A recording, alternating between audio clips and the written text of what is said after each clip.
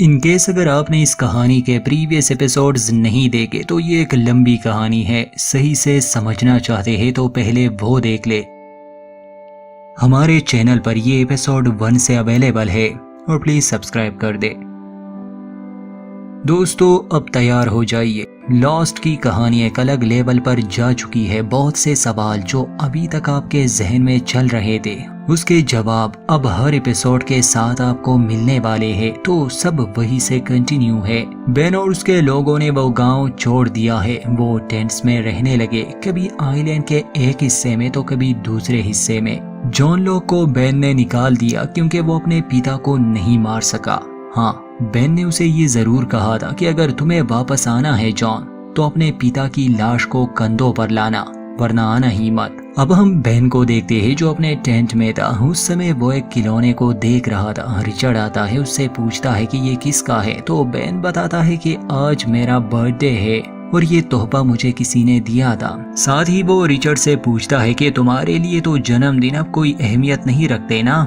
Richard इस बारे में कुछ नहीं कहता। पूछता है कि बेन वो टेप कहाँ है जो हमें वापस से मेडिकल फैसिलिटी में जूलिया के लिए रखना था। बेन पूछता है कि क्या तुमने वो नहीं लिया? वो तो मैंने एक दिन पहले ही रिकॉर्ड किया था, मुझे लगा तुम वो ले गए।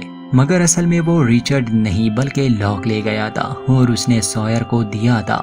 बेन बाहर आता है टॉम से पूछने, तो सभी हैरानी से देख रहे थे क्योंकि जंगल से जॉन लॉक आ रहा था, वो भी कंधों पर अपने पिता की लाश लिए। वो आगे आता है, बेन के सामने वो लाश फेंक देता है और कहता है कि बेन तुमने कहा था कि अगर मैं अपने पिता को मार दूं तो तुम मुझे इस आइलैंड का राज बताओगे, तो अब मैं तैयार हूँ। बेन लॉक को कहता है कि देखो ये कोई बच्चों की कहानी तो है नहीं कि मैं तुम्हें सुनाऊं और तुम सब समझ जाओ। इसे समझना काफी पेचीदा है। लॉक कहते हैं तुम शुरू तो करो। तो बेन उसे समझाता है कि तुम्हें लग रहा होगा जैसे मैं अपने लोगों का लीडर हूँ, ये मेरे ऑर्डर्स फॉलो करते हैं, मगर ऐसा नहीं है जॉन, मैं किसी और को जवाब दे हूँ। लॉक पूछता है कि कौन? तो बेन जवाब देता है कि उसका नाम जैकब है। लॉक कहते हैं कि ठीक है तो मुझे जैकब के पास ले जाओ। बेन कहता है कि मैं ये नहीं कर सकता। लॉक उठते हैं और जाने लगे। बेन पूछता है कि तुम कहाँ जा रहे हो? तो लॉक जवाब देता है कि तुम मेरी मदद नहीं कर रहे, इसलिए मैं किसी और के पास जाऊंगा जो मुझे जैकब से मिलवाए। मैं रिचर्ड से बात करूंगा। बेन कहता है कि रुको।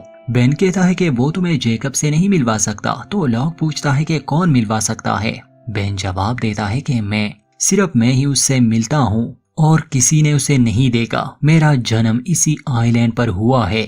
जॉन इन सभी लोगों को हम बाहर से लाए हैं। जैकब मुझ पर भरोसा करता है और सिर्फ मुझसे ही बात करता है। लोग पूछते हैं कि तुम्हारे अलावा किसी ने भी उसे नहीं देखा ना?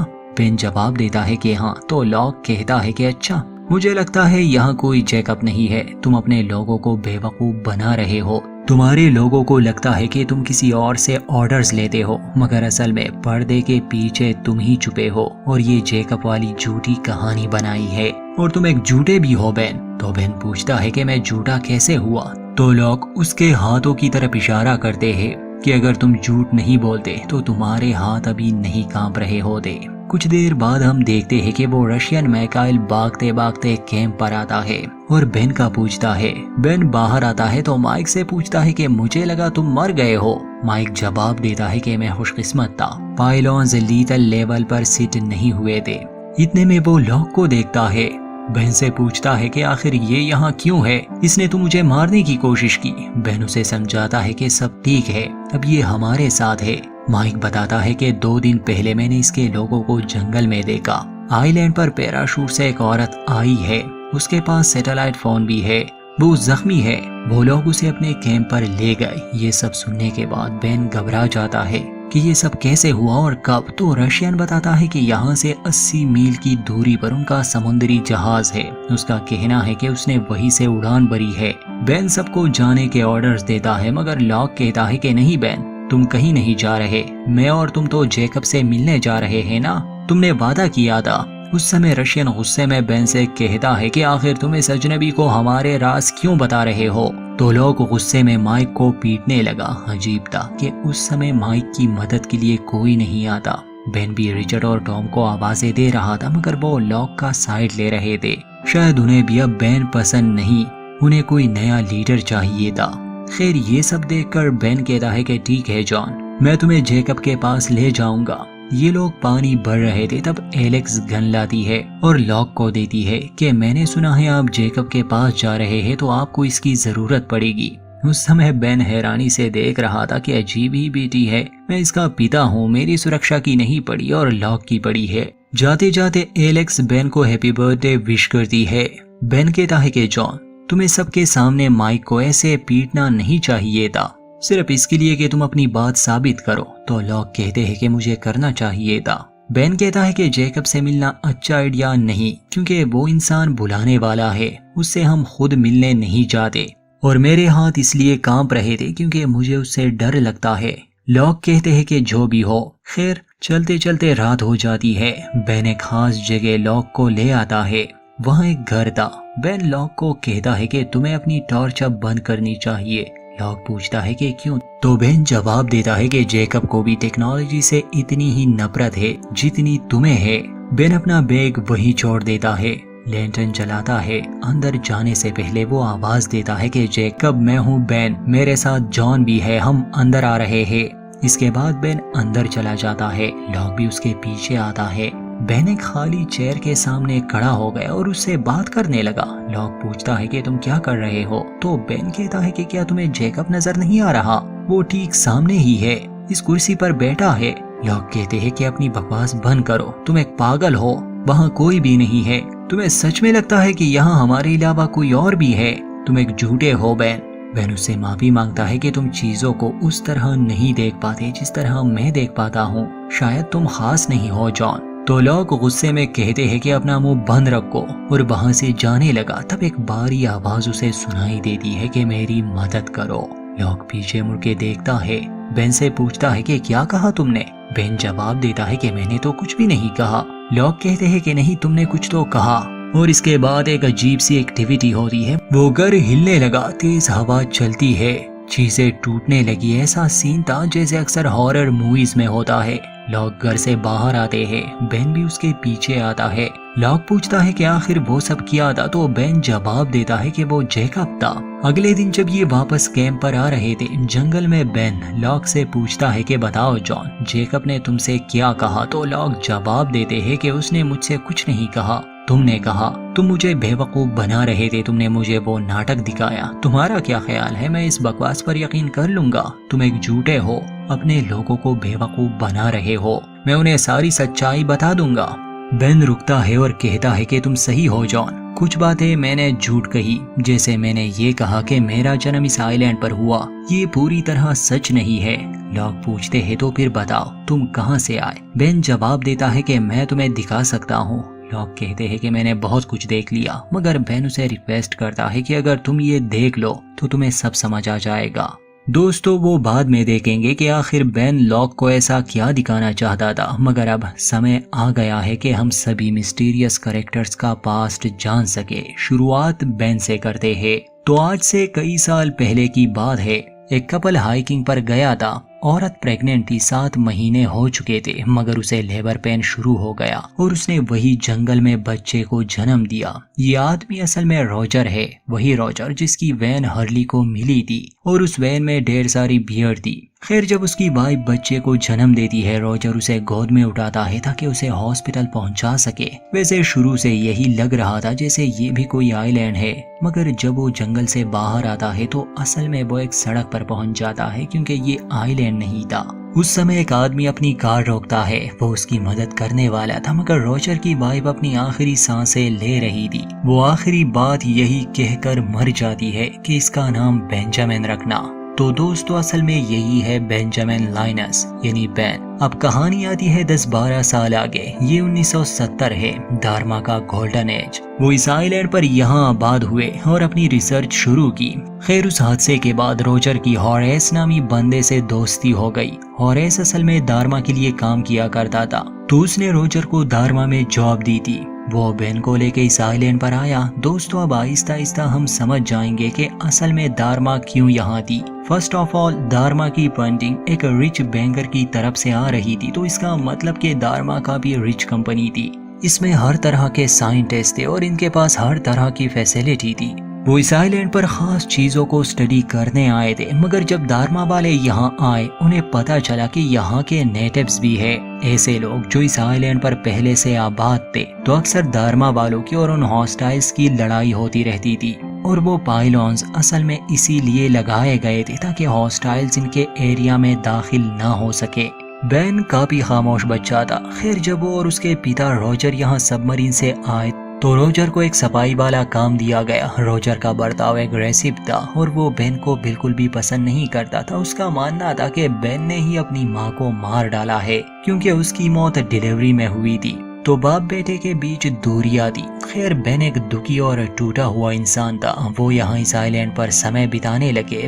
बेन यहीं पर पढ़ता था, मगर हॉस्टाइल्स का खतरा हमेशा से था। जब बेन छोटा था उसकी एक लड़की से दोस्ती थी, और वो खिलौना जो हमने बेन के साथ देखा ये उसी ने दिया था। बेन इस बात से दुखी था कि उसके पिता उसकी इतनी परवाह नहीं करते कि उसे बेन का बर्थडे भी याद हो। उस रात जब वो घर लौट आते हैं तो बेन अपने साथ वो प्रेजेंट भी लाया था। रॉजर जब ये देखता है तो कहता है कि आज तुम्हारा बर्थडे है ना, मगर मैं ऐसे दिन की खुशी नहीं मना सकता जिस दिन तुम अपनी माँ के मौत की वजह बने। उस समय बेन बहुत रो रहा था। खैर, वो अपने रूम में जाता है। विंडो के बाहर उसे अपनी माँ नजर आती है। वो उसका पीछा करता है जंगल तक। वो उन पाइलॉन्स के करीब आकर रुक जाता है। बेन अपनी माँ को बहुत मिस कर रहा था, मगर उसकी माँ बेन को कहती है कि बेटा अभी नहीं, तुम तैयार नहीं हो। इसके कुछ दिन बाद बेन जंगल में जाता है जहां उसकी मुलाकात रिचर्ड से होती है। वो बेन से पूछता है कि बच्चे, आखिर तुम यहाँ अकेले जंगल में क्या कर रहे हो? तो बेन जवाब देता है कि मैं अपनी माँ को ढूंढ रहा हूँ। रिचर्ड पूछता है कि क्या वो इस आइलैंड पर है? तो बेन जवाब देता है कि नहीं, वो मर चुकी है। रिचर्ड पूछता है कि क्या उसकी मौत इस आइलैंड पर हुई? बेन जवाब देता है कि नहीं। रिचर्ड को हैरानी होती है।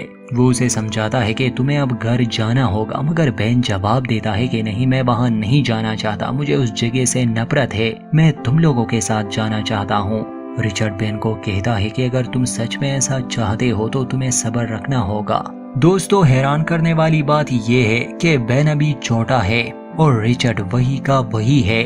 खैर, ये मिस्ट्री भी सॉल्व हो जाएगी। अब ये कहानी कुछ साल आगे आती है जहां बेन बड़ा हो चुका था और उसके पिता रॉजर अब ओल्ड हो चुके थे। दारमा अभी भी वही थी। फिर उस दिन बेन अपने पिता के पास आता है और उसे कहता है कि आपने फिर से मेरा जन्मदिन मिस कर दिया। ये सुनते ही रॉजर माफी मांगता है। कहता है कि चलो दोनों किसी जगह जाते हैं और बियर पीते हैं। बेन कहता है कि ठीक है। जब ये कार में थे तो बेन अपने पिता से पूछता है कि आपको अब भी लगता है कि वो मेरी गलती थी, मेरी माँ का मर जाना? रॉजर कहता है कि उसमें मैं क्या कहूँ। बेन उस समय बार बार घड़ी को देख रहा था।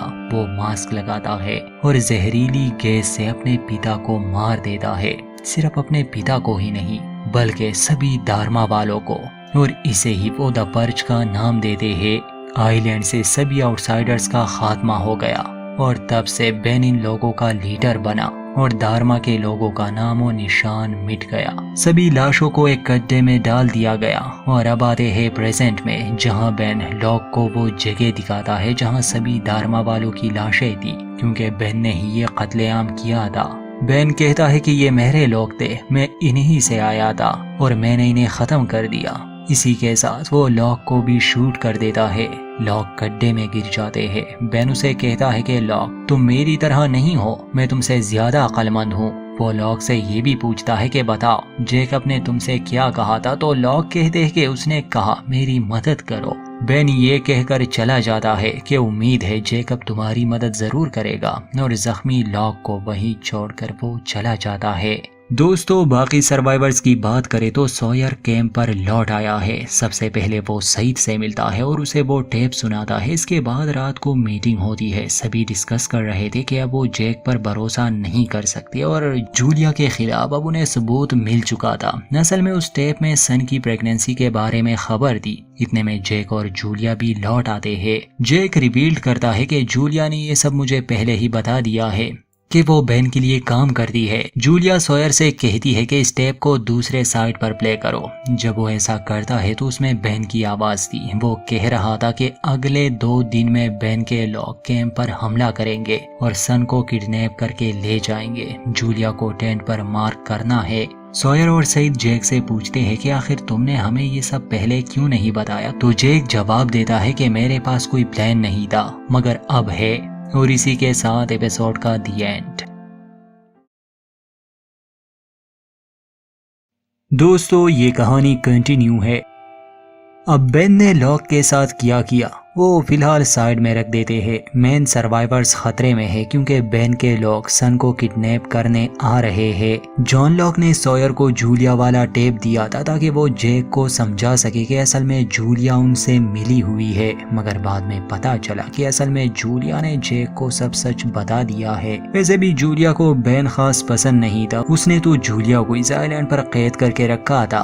अब जेक अपने साथियों को बताता है कि मैंने सोच लिया है, इस बार हम का सामना कैसे करेंगे। अगले दिन जेक अपने कुछ साथियों को जंगल में ले जाता है और उन्हें कहता है कि शुरू से ये अदर्स हमें डराने की कोशिश कर रहे हैं, हमें मारने की और किडनैप करने की। हम इनसे छुप सकते हैं मगर उसका कोई फायदा नहीं। साथ ही वो रोसो को आवाज देता है, वो बाहर आती है। जेक कहता है कि दिखाओ इन्हें। रोसो ने दूर डायनामाइट रखे थे जिसे वो ब्लास्ट कर देती है। जेक सबको समझाता है कि इस बार हमें पता है कि ये अदर्स कब आने वाले हैं, कितने हैं और क्या लेने आए हैं। इस बार हम इनसे लड़ेंगे। हम ये डायनामाइट्स उस टेंट में रख देंगे जिस टेंट पर जूलिया ने निशान बनाया होगा। वहाँ कोई प्रेग्नेंट औरत नहीं होगी, बस ये एक्सप्लोसिव होंगे और जैसे ही वो आएंगे हम उन्हें उड़ा देंगे। खैर, जब जेक इन लोगों को यहाँ ला रहा था उस समय डेजमंड और चार्ली भी इनके साथ थे। डेजमंड एक लम्हे के लिए रुक जाता है। चार्ली को शक होने लगा। वो पूछता है कि तुम्हें फिर से भविष्य की तस्वीरें दिखी ना? तो डेजमंड जवाब देता है कि नहीं, ऐसा कुछ नहीं है। खैर, ये सब जानने के बाद जेक और उसके साथी वापस कैंप पर आते हैं। अब रोसो भी इनके साथ मिली हुई है। इनके पास डायनामाइट्स के लिए वायर की कमी थी और इनके हिसाब से अदर्स कल हमला करने वाले हैं, तो सभी वायर्स को इकट्ठा करने में लगे थे। तब सईद जेक के पास आता है, उसे कहता है कि मुझे तुमसे कुछ बात करनी है। जेक कहता है कि नहीं, अभी नहीं। मगर सईद गुस्से में कहता है कि मैं इस आइलैंड से निकलने की कोशिश में लगा हूँ, तुम्हें मेरी बात सुननी होगी। वो जेक को कहता है कि देखो, रोसो ने कहा है कि यहाँ एक रेडियो टावर है। अगर मैं वहाँ जाऊँ और वहाँ से सिग्नल भेजने की कोशिश करूँ तो शायद मैं उस जहाज से संपर्क करने में कामयाब हो जाऊँ। रोसो कहती है कि मेरा वो मैसेज पिछले 16 साल से रिपीट हो रहा है, शायद ये काम ना करे। मगर सईद का मानना है कि वो जहाज हमसे कम फासले पर है, तो हम मदद के लिए कॉल कर सकते हैं। जूलिया कहती है कि नहीं कर सकते क्योंकि हमने सभी सिग्नल्स को जाम किया हुआ है। यहाँ जूलिया एक नए स्टेशन के बारे में बताती है जो असल में पानी के अंदर था। उसे द लुकिंग ग्लास कहते हैं। वो भी कम्युनिकेशन का ही एक स्टेशन था। वो सबमरीन के लिए बनाया गया था और वहीं से ये सिग्नल जाम हो रहा है। जेक पूछता है कि ये स्टेशन कहाँ है, तो जूलिया जवाब देती है कि मैंने बस इसके बारे में सुना है, मैं कभी वहाँ गई नहीं, मुझे पता भी नहीं वहाँ कोई रहता है या नहीं, मगर इतना पता है कि वहाँ सिग्नल जैमर्स है और यही वजह है कि कोई भी इस आइलैंड से बाहर सिग्नल ना तो भेज सकता है और ना ही यहाँ कोई सिग्नल रिसीव होता है। तब सईद कहता है कि शायद मैं जानता हूँ ये स्टेशन कहाँ है। असल में सईद के पास दारमा के मैप्स थे, ये उसे द फ्लेम स्टेशन में मिले थे। उसे ये भी अंदाजा था कि उसने बीच पर एक केबल देखा और वो जंगल से होता हुआ समुंदर में गया था, तो हो ना हो वही केबल असल में उस हेज का है जो पानी में है। अब जाते हैं डेजमंड और चार्ली के पास। डेजमंड को फिर से फ्यूचर का विजन आया था। पहले चार्ली ये बात उससे छुपाना चाहता था, मगर बाद में वो चार्ली को सच बता देता है। वो चार्ली से कहता है कि देखो चार्ली, मैंने देखा कि एक हेलीकॉप्टर आया है इस आइलैंड पर और मैंने उस हेलीकॉप्टर में क्लेयर और उसके बच्चे को देखा, उन्हें बचा लिया जाता है। ये सुनते ही चार्ली खुश हो जाता है, कहता है कि ये तो अच्छी बात है ना, इस बार मैं नहीं मरने वाला। तो डेजमंड एक लम्हे के लिए खामोश हो जाता है और कहता है कि चार्ली तुम मर जाते हो, इसीलिए तो ये सब होता है, अगर तुम नहीं मरते तो ऐसा कुछ भी नहीं होगा। बाद में वो और डेजमंड किनारे पर बैठे थे। चार्ली पूछता है कि अब बताओ मुझे मैं कैसे मरने वाला हूँ। डेजमंड जवाब देता है कि शायद जानना सही नहीं होगा, इससे तुम्हें तकलीफ हो सकती है, मगर चार्ली कहता है कि नहीं मैं जानना चाहता हूँ। तो डेजमंड कहता है कि सुनो, मैंने पानी के अंदर एक हेज देखा, एक बड़ा सा कमरा, तुम उसके अंदर जाते हो, वहाँ एक येलो लाइट ऑन थी, फिर तुम एक बटन को दबाते हो, लाइट चली जाती है और तुम डूब जाते हो। चार्ली पूछता है कि ये सब कब होने वाला है। डेजमंड जवाब देता है कि मुझे नहीं पता, मगर ऐसा होने वाला है इतना जानता हूँ। चार्ली पूछता है कि तुमने क्लेयर और एरन को देखा ना? वो हेलीकॉप्टर में थे और उन्हें रेस्क्यू कर लिया गया था। डेस्मंड जवाब देता है कि हाँ, मैंने ऐसे ही देखा था। तो जब सईद, जूलिया और जैक उस अंडर वाटर हेज के बारे में बात कर रहे थे, सईद वहां जाने का कह रहा था। जैक कहता है कि नहीं, ये सुसाइड मिशन है, मैं तुम्हें मरने नहीं दे सकता। तो सईद जवाब देता है कि किसी को तो ये करना होगा, अगर हमें उस जहाज पर सिग्नल भेजना है तो। उस समय डेस्मंड और चार्ली आते हैं। चार्ली कहता है कि मैं ये करूंगा, मैं उस बटन को दबाऊंगा और सीधा वापस आ जाऊंगा। जैक उस समय कहता है कि चार्ली, तुम्हें अंदाजा भी नहीं हम किस बारे में बात कर रहे हैं। चार्ली कहता है कि पूरे इंग्लैंड में मुझसे अच्छा तैराकी कोई नहीं, मैं अपनी सांस 4 मिनट तक रोक सकता हूँ। और जैक, मैं जानता हूँ तुम किस बारे में बात कर रहे हो। जैक कहता है कि नहीं, कोई भी वहां नहीं जाएगा। दोस्तों, अब सभी लोग इस तैयारी में लगे थे कि वो टेंट्स में डायनामाइट को रख दे। तभी नाव में एक लड़का इस तरफ आ रहा था। हर्ली सबको आवाज देता है कि देखो, कोई आ रहा है। सईद सबसे पहले उसकी ओर भागता है और उसे पकड़ लेता है। असल में दोस्तों, ये अदर्स वाला कार्ल था, एलेक्स का बॉयफ्रेंड। वो अकेले ही यहाँ आया था क्योंकि सॉयर इसे जानता था, इसलिए वो सईद को कहता है कि छोड़ दो इसे, मैं इसे जानता हूँ। सॉयर पूछता है कि बताओ कार्ल, तुम आखिर क्यों यहाँ आए? तो कार्ल कहता है कि हमारे लोग हमला करने आ रहे हैं। वो जूलिया की तरफ इशारा करता है कि ये उनके साथ मिली हुई है, ये उस टेंट को मार्क करेगी। सॉयर उसे कहता है कि तुमने देर कर दी, हमें पहले से ही पता है कि वो कल हमला करने आ रहे हैं। कार्ल कहता है कि नहीं, कल नहीं, वो आज ही हमला करने आ रहे हैं। ये सुनते ही सभी लोग घबरा जाते हैं क्योंकि ये अभी इस हमले के लिए तैयार नहीं थे। कार्ल की बात सही थी क्योंकि हमें 6 घंटे पहले का सीन दिखाया जाता है जब बेन लॉक को उस गड्ढे में फेंक कर अपने कैंप पर आया था। वो काफी गुस्सा था। एलेक्स पूछती है कि लॉक कहाँ है, तो बेन उसे गन वापस कर देता है। रिचर्ड बेन से पूछता है कि क्या हुआ, तो बेन रायन का पूछता है। बेन कहता है कि हमें आज ही हमला करना होगा। रिचर्ड समझाता है कि देखो, ये टाइम सही नहीं, जूलिया को तो पता भी नहीं। बेन गुस्से में कहता है कि हम आज ही हमला करेंगे। वो रायन के पास जाता है, उसे कहता है कि सभी औरतों को पकड़ लो और अगर किसी ने भी होशियारी दिखाने की कोशिश की तो मार दो उन्हें। बेन की तरफ से इन्हें खुले ऑर्डर्स मिल चुके थे कि ये किसी को भी मार सकते हैं। रिचर्ड जब लॉक के बारे में पूछता है तो बेन जवाब देता है कि एक हादसा हुआ, अब वो हमारे साथ नहीं है। एलेक्स ये सब सुन रही थी। वो जंगल में भागती है जहाँ कार्ल छुपा हुआ था। एलेक्स उसे बताती है कि एक बार जेम्स पॉड ने तुम्हारी जान बचाई थी, अब समय आ गया है कार्ल कि तुम उसका ये एहसान चुका सको। जल्दी से उन लोगों के पास जाओ, उन्हें खबर कर दो कि बेन के लोग हमला करने आ रहे हैं। इसीलिए कार्ल यहाँ आया क्योंकि इस बात में कोई शक नहीं, बेन काफी लोगों को यहाँ बेच रहा था जिनके पास हथियार थे। अब आते हैं प्रेजेंट में। तो जेकब नया प्लान बनाता है। वो चार्ली से पूछता है कि तुम अब भी उस अंडरग्राउंड हेज में जाना चाहते हो ना? तो चार्ली जवाब देता है कि हाँ। सईद मशवरा देता है कि हमारे पास इतनी वायर नहीं है कि हम दूर से डायनामाइट को ब्लास्ट कर सके, इसलिए हम ऐसा करेंगे कि डायनामाइट्स को एक दूसरे के करीब टेंट्स में रख देंगे। तो जैसे ही एक टेंट में धमाका होगा, दूसरे में भी होगा और ऐसे तीसरे में भी। जेक डिसाइड करता है कि जिन लोगों के पास हथियार है वो यहाँ रुक जाएंगे और बाकी सब रेडियो स्टेशन पर जाएंगे जहाँ से ये मदद के लिए कॉल करेंगे, क्योंकि अगर ये यहाँ रहे तो शायद मारे जाए और जेक कोई भी मौका गंवाना नहीं चाहता था। सब इस बात से एग्री थे। चार्ली एक आखिरी बार क्लेयर से मिलता है, मगर क्लेयर को ये नहीं पता कि अब चार्ली मरने वाला है और वो उससे आखिरी बार मिल रही है। वो उसे कहता है कि क्लेयर, तुम मुझसे वादा करो, मेरे जाने के बाद तुम मेरे बारे में ज्यादा नहीं सोचोगी, क्योंकि तुम्हें एरन का भी तो ख्याल रखना है ना। चार्ली एरन को गोद में लेता है, क्लेयर को किस करता है और डेस्मंड के पास चला जाता है। आज सुबह से ही चार्ली एक पेपर पर कुछ लिख रहा था, ये बाद में समझ आएगा ये क्या है। खैर, उस समय सभी तैयारियां कर रहे थे रेडियो टावर पर जाने के लिए। वो लोग जो बंदूक चला सकते थे वो यही कैंप पर रुकने वाले थे। बर्नार्ड भी सईद को दिखाता है कि वो गन चला सकता है, हालांकि रोज इससे खुश नहीं थी। उसे डर था कि कहीं उसका बुड्ढा टपक न जाए, मगर जेक कहता है कि रोज हमें बाकी सबको सुरक्षित रखना है। असल में जेक का आइडिया था कि सईद इन लोगों को रेडियो टावर पर ले जाएगा और खुद यहाँ रुक के अदर्स का मुकाबला करेगा, मगर सईद जेक को कहता है कि नहीं जेक, आज सुबह तुमने कहा कि तुम हमारे लीडर हो, तो इन लोगों को तुम लीड करोगे, इन्हें इस आइलैंड से निकालो, तुम्हारी जगह मैं यहाँ रुकूंगा। जेक आसानी से नहीं मानने वाला था, मगर सईद उसे समझाता है कि अब तुम्हें एक लीडर की तरह ही पेश आना होगा। जेक अपने लोगों का ख्याल रखना। चार्ली और डेजमंड अभी निकलने ही वाले थे कि तब हर्ली भागते भागते इनके पास आता है। चार्ली से कहता है कि मैंने सुना तुम लोग किसी अंडरग्राउंड हैच के लिए जा रहे हो। बाकी लोग रेडियो टावर पर जा रहे हैं, कुछ यहाँ धमाके करने वाले हैं।